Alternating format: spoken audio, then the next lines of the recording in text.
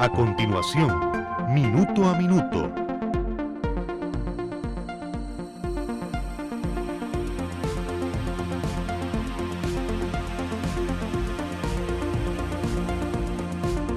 Cuando el instante no basta, el análisis se encuentra con la realidad. Esto es Minuto a Minuto, más allá de la noticia, por Radio Monumental. Radio Monumental.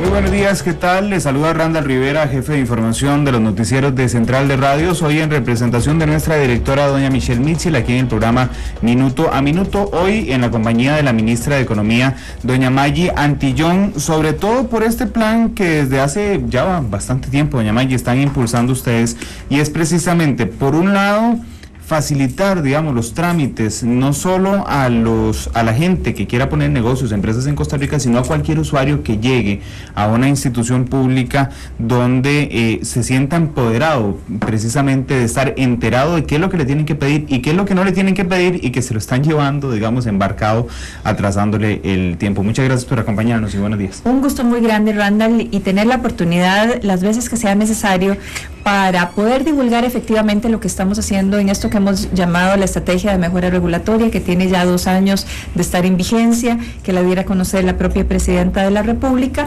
y que de lo que trata, porque a veces los términos se hacen más complicados de la cuenta, y a mí me interesa mucho de que el ciudadano lo comprenda. Una estrategia de mejora regulatoria es el revisar las normas, hacerlas fáciles de entender y fáciles de aplicar, y que no haya criterios de discrecionalidad por parte de quienes las implementamos para que inventen por creatividad nuevos requisitos, nuevos papeles, que lo único que hacen es aumentar la informalidad, por una parte, porque la gente decide, entonces se cansa de estar yendo a las oficinas públicas y no tener una respuesta, y son focos de corrupción. No estoy hablando de que estamos desregulando, a veces algunos nos critican porque queremos dejar sin ningún tipo de normativa en aquellos aspectos en que el Estado tiene que intervenir, nada más alejado de eso. La regulación es necesaria, pero muchas veces las leyes salen malas o complejas, para ponerlos de alguna manera, reflejada tal vez en una desconfianza de los legisladores entre partidos políticos, o cómo la va a aplicar el gobierno. Entonces a veces salen muy reglamentistas, luego entra el Poder Ejecutivo y la reglamenta más complicado, pidiendo más cosas incluso de lo que dice la ley, y después viene la aplicación a través de inventos que hacen los funcionarios para poner un sello o para solicitar más requisitos.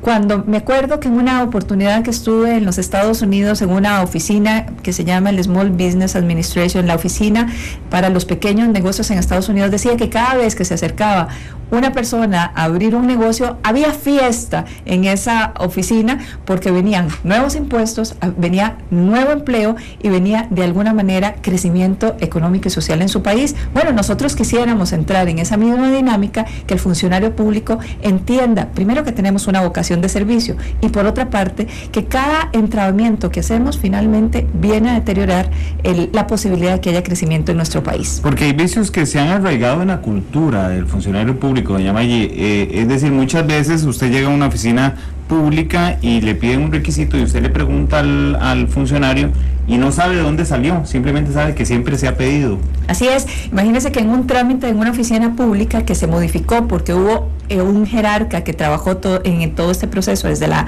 administración anterior, y decía de que cuando la gente llegaba a la ventanilla le volvían a pedir el mismo trámite que ya lo habían logrado simplificar e incluso a desaparecer, pero el funcionario de la ventanilla decía que el formulario amarillo, al no estar, tenía que pedirlo. El formulario amarillo ya no se requería, pero tenía 30 años de estarlo pidiendo, y para él amarillo. Eso era muy importante.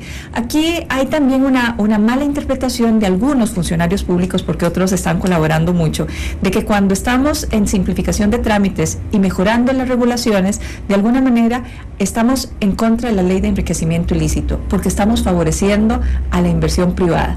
Y me parece que esa es una mala actitud que se ha arraigado en algunos funcionarios, en los cuales se crea de oficio de que cualquier trámite que viene del sector privado está mal y hay que pararlo. El funcionario público tiene que entender de que nosotros nos debemos en primer lugar, a tener normas muy claras, fáciles de aplicar, y que sobre todo, entre más eficiencia le demos a todo esto, vamos a tener más generación de empleo, y tal vez la función que él está haciendo en una ventanilla, porque también nos han dicho de que a veces el funcionario se siente un poco amenazado de que esta eficiencia en la tramitología le vaya a quitar su trabajo en la ventanilla.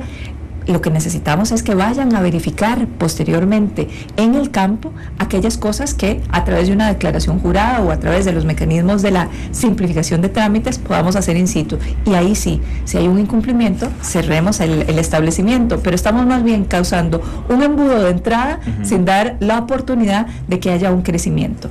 ¿Qué hicimos, Randall, para empezar a ordenarme en las ideas que quería divulgar en el día de hoy?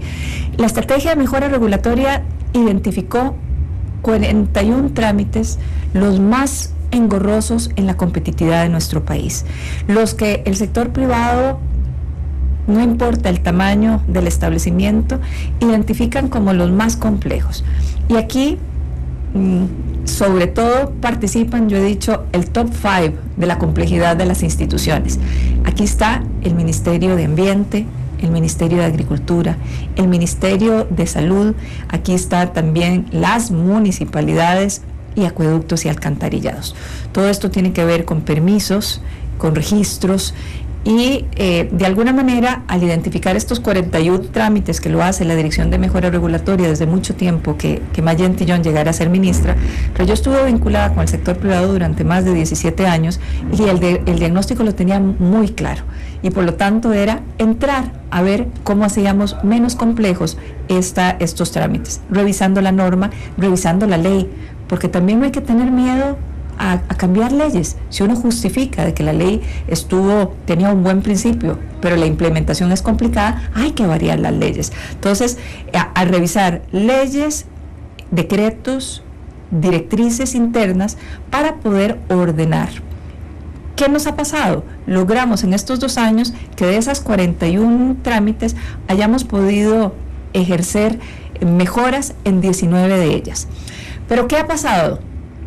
De que cuando se ve un trámite específico y es parte de todo un proceso, es tan leve lo que logramos hacer que el ciudadano sigue reclamando una ineficiencia en la administración pública. Entonces cambiamos de velocidad. En vez de ir en primera y en segunda, pasamos directo a quinta.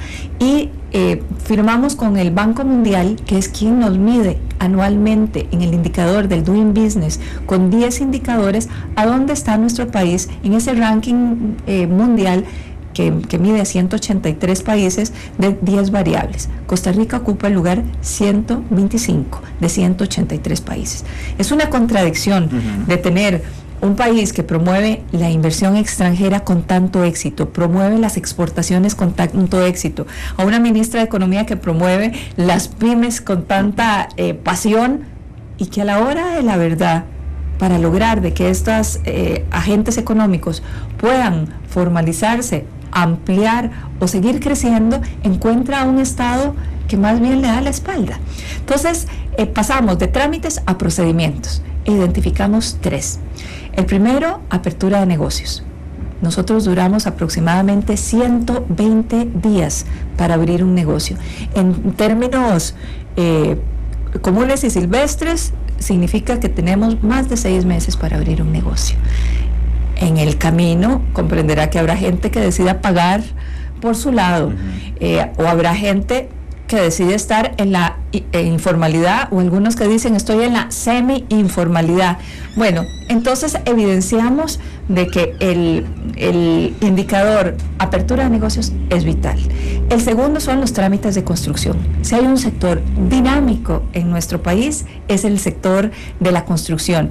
Y la cantidad de institucionalidad que está encima del sector construcción, verdaderamente que es amenazante para hacer cualquier tipo de proyecto. Esto no quiere decir de que nos hagamos de la vista gorda en temas ambientales, del agua, de salud y demás. No, pero que pongamos a todas las instituciones que sepan que están regulando al mismo agente y que tratemos entonces de facilitar su trabajo. Ese sería el segundo gran procedimiento, los trámites de construcción. Y el tercero, los trámites transfronterizos. Eso es el trabajar, que lo está haciendo muy eficientemente COMEX a través de la promotora de comercio exterior, de la mano de todo lo que es la transformación de nuestras aduanas, nuestros puertos, porque por ahí también hay muchos cuellos de botella para nuestra competitividad. El Banco Mundial también nos dijo que empezáramos a trabajar en 2 temas adicionales, que trabajáramos paralelamente con todo lo que tiene que ver con acceso al financiamiento, con algunas reformas que han habido en otros países y que pueden facilitar rápidamente a nuestro país trabajar y mejorar el indicador, y por otra parte todo lo que tiene que ver con registros, porque aunque en apertura de negocios ponemos a funcionar a un establecimiento, ya lo que es el registro del producto que produce es también complejo. Estoy hablando de registros tanto para la importación como para el mercado local o como para la exportación, registros de medicamentos, alimenticios, agroquímicos, de cosméticos y una serie de registros que sienten en el Ministerio de Salud, en el Ministerio de Agricultura y en el Ministerio de Ambiente la carga más desafiante de poder tener un negocio en nuestro país. ¿Qué hemos logrado hasta la fecha, Randall? Bueno, de la mano de Gobierno Digital empezamos a trabajar desde el año antepasado, la plataforma digital que se llama Crear Empresa. Aquí pusimos a 5 instituciones en una primera etapa, que son las que tienen que ver para el establecimiento de una sociedad anónima, a que lo pudiéramos hacer en línea. Aquí confabularon positivamente tributación directa, el registro público, la imprenta nacional y gobierno digital para introducir en una misma plataforma, y los notarios, todos los requisitos que se necesitan para establecer una empresa bajo un SA. Esto antes duraba aproximadamente un mes, hemos logrado pasarlo a 10 días. Ya está en funcionamiento y se llama crearempresa.go.cr. El otro procedimiento que logramos, bueno, y detrás de Crear Empresa, no solamente es unir las plataformas, sino que mejorar la normativa que hay detrás de cada uno de los requisitos que solicitaban para inscribir una empresa jurídica. ¿Qué hicimos? Desmaterializar timbres. Habían timbres de 5 colones que por esos 5 colones había que ir al banco y regresar. Bueno, esto ya se hace a través de un pago por tarjeta de crédito, a través de una mejora de este procedimiento en línea. Y hasta que benefician a instituciones que no existen. Y que ya desaparecieron, sí, ¿verdad? Un día eso nos decía doña Alicia Bendaño de Gobierno Digital, que hay un timbre, nos lo decían en este mismo programa, un timbre de la ciudad de las niñas que ya no existe. Entonces esa es la mejora regulatoria, derogar esa ley, y entonces el fondo, porque se sigue recogiendo esa plata, ¿y a quién le está llegando esta plata, verdad? O sea, qué contradictorio. Entonces, tenemos esa primera plataforma, la inauguramos hace escasamente un mes. Ahora lo que esperamos es la segunda etapa, que es todos los trámites que tienen que ver con la apertura de un negocio. Esperamos que en los próximos 60 días ya ahí sí va a participar el Ministerio de Salud, el Ministerio de Hacienda, la Caja Costarricense del Seguro Social, de nuevo tributación, todas podamos participar para que estos 120 días en un solo documento lo podamos pasar a menos de 20 días. Doña Maggi, en los últimos meses he visto en algunas instituciones públicas cómo han adoptado la idea de ponerle a la persona que atiende público afuera una hoja blanca impresa donde dice: amenazas a funcionarios públicos, será penado con tantos años la persona que amenazara a un funcionario público. Eso cuidándose, uno entiende, en salud del funcionario público ante las molestias de los usuarios, pero cuando lo hacemos al revés y llega una persona a una ventanilla dentro de este programa, no de los que ya ustedes desarrollaron, sino dentro de los que están desarrollando, y se encuentra con una traba de esas que uno no explica, ¿qué hace? Bueno, Termino nada más, Randall, contándote que también tenemos ya otra plataforma que es en visado de planos en el sector construcción, y ya logramos de que 6 instituciones que de alguna manera entendían que visar era que cada una tenía que darle el visto bueno a la que seguía para que el trámite siguiera, en vez de hacerlo secuencial, lo hicimos paralelo. Y entonces hemos logrado también que en 3 meses pase a menos de un mes a través de unir todo esto en una sola plataforma, que es la del Colegio de Ingenieros y Arquitectos. Y de nuevo, la discrecionalidad disminuye cuando hay una plataforma tecnológica detrás de cada uno de estos instrumentos, porque hay una verificación tecnológica de los requisitos que te piden, que no sean inventos, y que si hay un requisito que no se cumple, porque también muchas veces el usuario llega como a coger ficha y a decir, voy a presentar de los 10, 5, y entonces de esa manera ya voy avanzando. No, si usted no tiene todos los documentos que se le solicitan debidamente, y ahora vamos a hablar de cuáles son los requisitos que le deben pedir a uno en una ventanilla, usted no puede entregar ni agarrar ficha.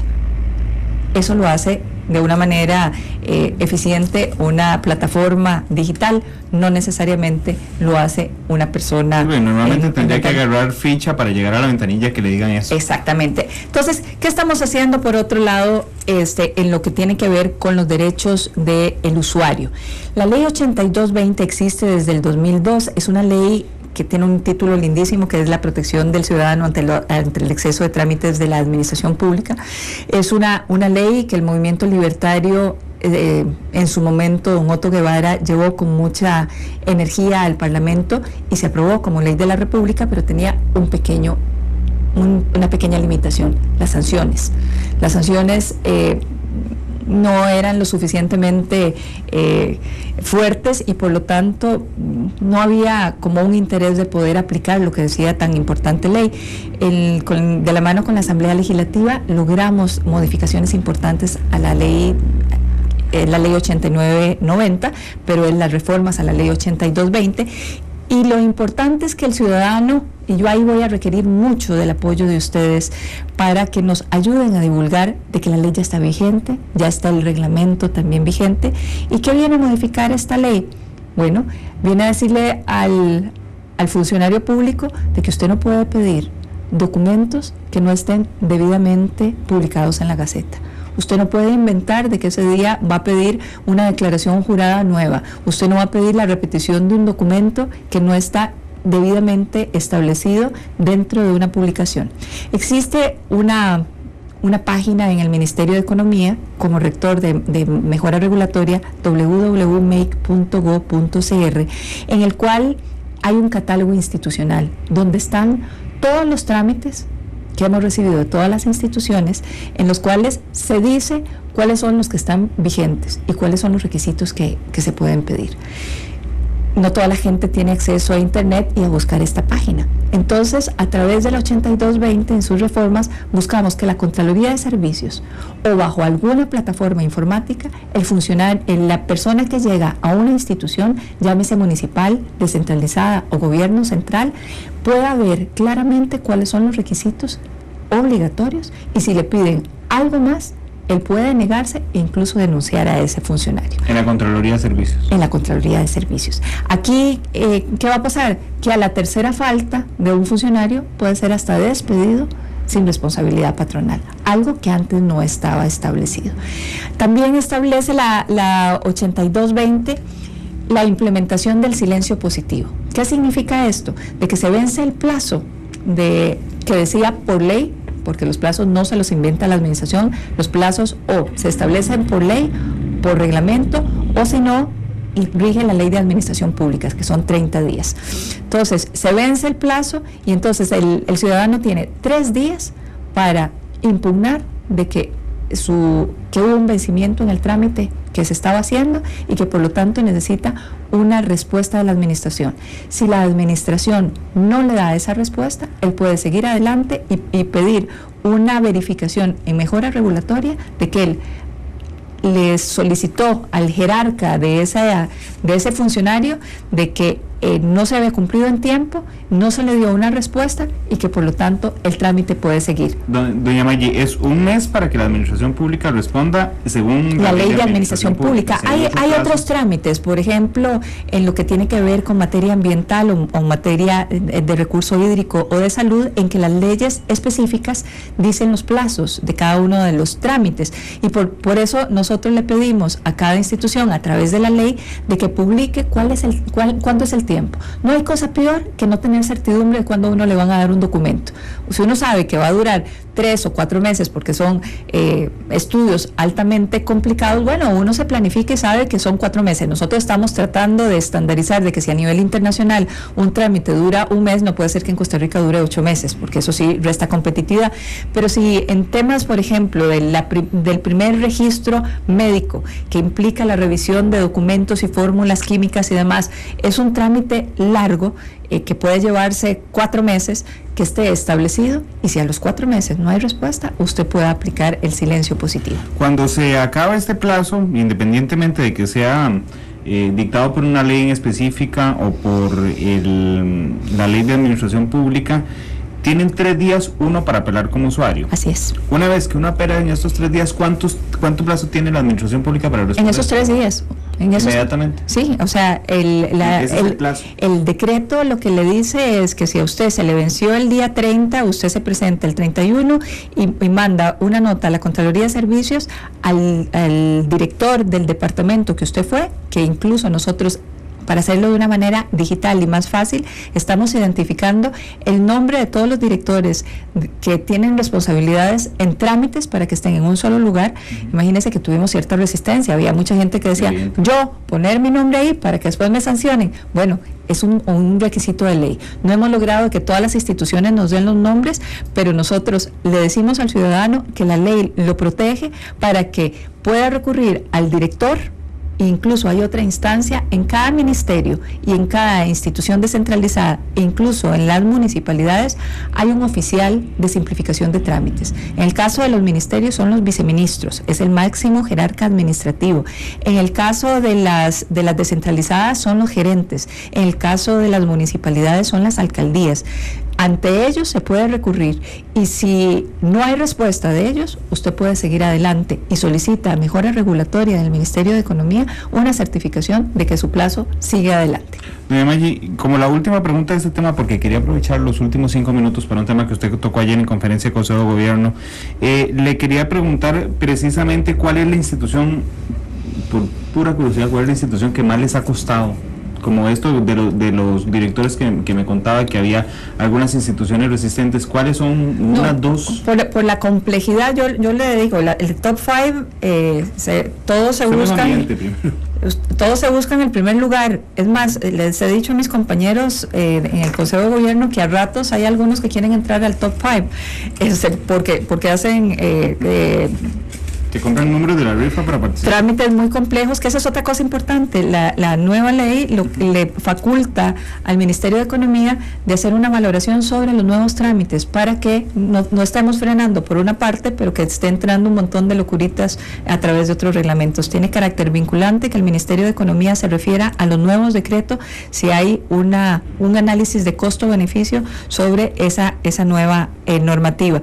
Donde ha sido más complejo, porque hay duplicidad de trámites y de alguna manera hay algunas malas interpretaciones. Incluso la Ley General de Salud es el Ministerio de Salud. Hemos trabajado con la ministra de Salud de la mano, con la directora general de Salud, la doctora Ileana Herrera, pero las plataformas del Ministerio de Salud, incluso para todo lo que son registros, son complejas.